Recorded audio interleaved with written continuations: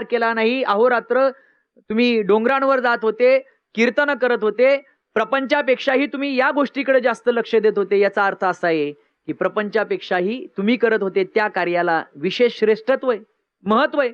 आणि अशा परिस्थितीमध्ये हे अनमोल अभंग तुम्ही निर्माण केलेले आणि ते अभंग पाण्यामध्ये बुडवायला लागले, हे काही योग्य नाहीये. महाराजांनी कोणाचं ऐकलं नाही.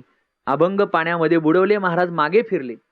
पण परिणाम असा झाला, महाराज मागे आल्यानंतर लोकांमध्ये कुजबूज सुरू झाली, लोकांमध्ये चर्चा सुरू झाली. बघा बघा, जे तुकाराम महाराजांवर प्रेम करत नव्हते ते उपहासाने तुकाराम महाराजांची निंदा करत होते.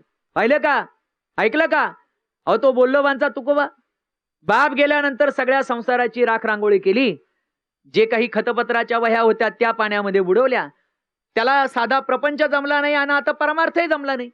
आता अभंगाच्या वह्या सुद्धा पाण्यामध्ये बुडवल्या. म्हणजे याला संसारही जमला नाही आणि परमार्थही जमला नाही.